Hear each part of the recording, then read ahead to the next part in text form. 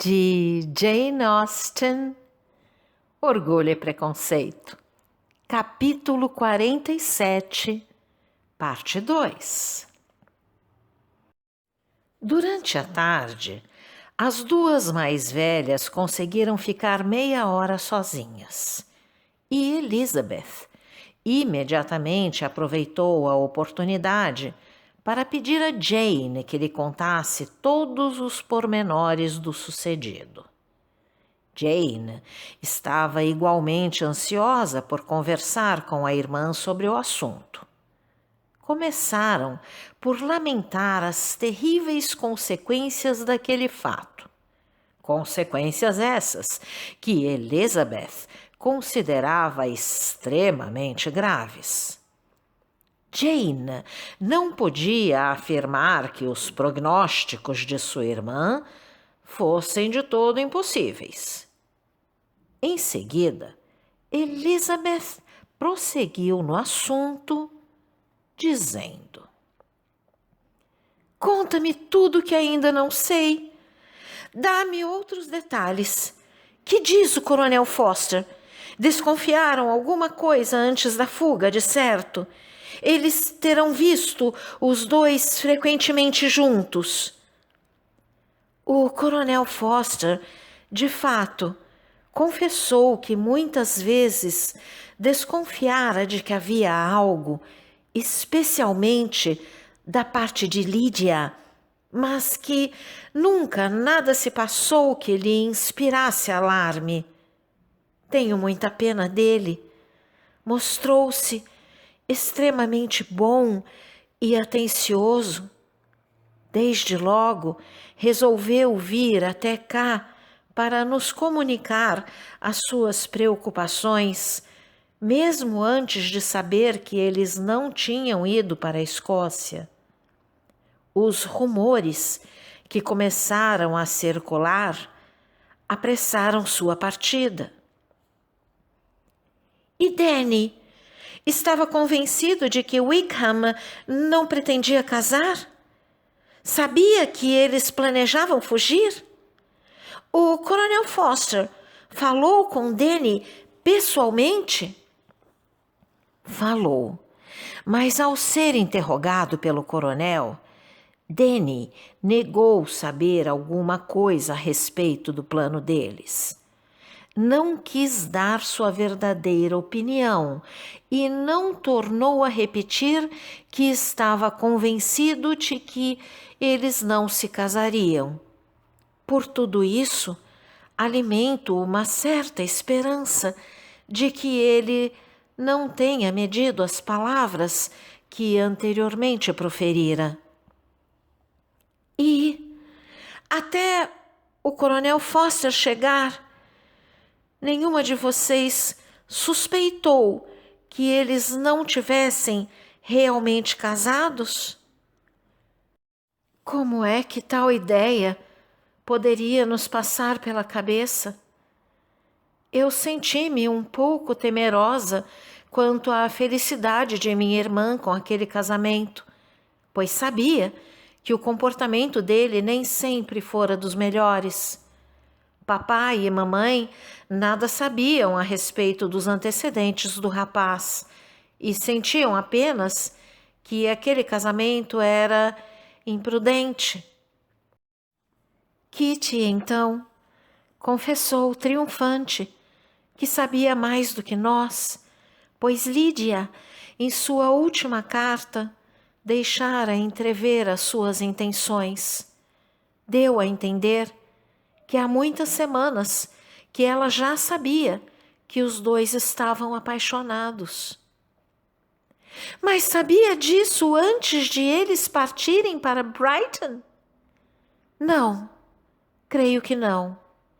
E o Coronel Foster mostrou que desconfiava de Wickham. Ele conhece seu verdadeiro caráter? Devo confessar que ele não falou tão bem de Wickham como anteriormente o fizera. Disse que o considerava imprudente e extravagante. E desde que este infeliz acontecimento ocorreu, soube-se que ele saiu de Meryton muito endividado, mas espero que isso seja falso. Oh, Jane, se nós não tivéssemos sido tão discretas, se tivéssemos dito o que sabíamos a respeito dele, nada disso teria acontecido. Talvez tivesse sido melhor, replicou Jane.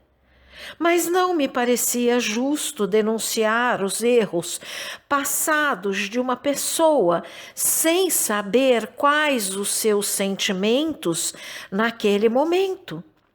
Agimos com a melhor das intenções. E o Coronel Foster sabia os termos da carta de Lydia para sua mulher? Ele trouxe-a consigo. Jane tirou então a carta do bolso e estendeu-a a Elizabeth. Seu conteúdo era o seguinte: Minha querida Harriet, rirás quando souberes que fugi, e eu não posso deixar de rir também ao pensar na tua surpresa quando amanhã de manhã deres por minha falta. Vou para Gretna Green, e se não adivinhas com quem, és uma tola. Só existe um homem no mundo que eu amo e ele é um anjo. Nunca poderia ser feliz sem ele, por isso não vejo mal em partir. Não precisa escrever para Longbourn para comunicar minha partida, se não te apetecer, pois isso tornará apenas maior a surpresa quando eu própria lhes escrever e assinar meu nome, Lydia Wickham. Há de ser uma boa piada. Quase não consigo escrever de tanto rir. Transmite minhas desculpas a Pratt por não poder cumprir minha palavra e dançar com ele hoje à noite. Diz-lhe que espero que ele me perdoe quando souber o motivo e que terei o maior prazer em dançar com ele no próximo baile em que nos encontrarmos. Mandarei buscar minhas roupas quando chegar a Longbourn. Mas gostaria que dissesses a Sally para coser o enorme rasgado de meu vestido de musseline antes de guardar tudo na mala. Até breve. Cumprimentos ao Coronel Foster. Espero que bebam a nossa saúde, desejando-nos uma boa viagem. Tua amiga afetuosa, Lydia Bennet. Oh, que cabeça oca tua, Lydia! Exclamou Elizabeth, depois de ler a carta. Escrever uma carta dessas em um tal momento, pelo menos mostra que as suas intenções eram sérias. Não sei se ele depois a persuadiu a fazer outra coisa, mas pelo menos da parte dela a infâmia não foi premeditada. Pobre pai, como ele não deve ter sofrido! Nunca vi ninguém tão abalado. Durante 10 minutos não conseguiu dizer palavra. Mamãe adoeceu imediatamente e toda a casa ficou em alvoroço e confusão. Oh, Jane! Exclamou Elizabeth. Terá havido algum criado nesta casa que até o fim do dia não estivesse a par de toda a história? Não sei, mas espero que sim. Mas em uma ocasião destas, é muito difícil ser discreta. A mamãe ficou histérica e, embora eu procurasse auxiliá-la da melhor forma, creio que não fiz tanto quanto devia ter feito. Mas o horror do que poderia acontecer quase me privou do uso de minhas faculdades. Os teus cuidados para com ela exigiram muito de ti. Não te encontro tão bem de saúde. Gostaria de ter estado a teu lado. Tiveste de suportar tudo sozinha. Mary e Kitty mostraram-se muito prestativas e estou certa de que fariam o possível por me ajudar. mas achei que não convinha a nenhuma delas. Kitty é muito sensível e Mary estuda tanto que as suas horas de repouso não devem ser interrompidas. Tia Phillips apareceu aqui na terça-feira, após a partida do pai, e teve a bondade de ficar até quinta-feira comigo. Seu auxílio foi-nos precioso. Lady Lucas também tem sido muito delicada. Veio até aqui por seus próprios meios, na quarta-feira de manhã, para nos acompanhar na nossa tristeza e oferecer seus serviços e os de qualquer uma de suas filhas, caso necessitássemos. Seria melhor que ela tivesse ficado em casa, exclamou Elizabeth.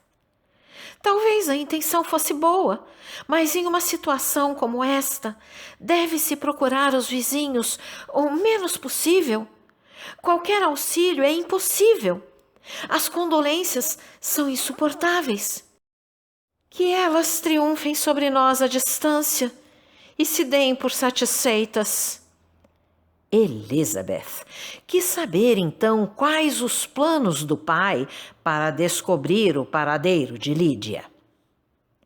Creio que ele pretendia ir a Epsom, local onde os fugitivos mudaram de cavalos pela última vez, para falar com os postilhões e ver se poderia obter deles qualquer informação. Seu principal objetivo era descobrir o número da diligência tomada por eles e que os trouxe de Clapham.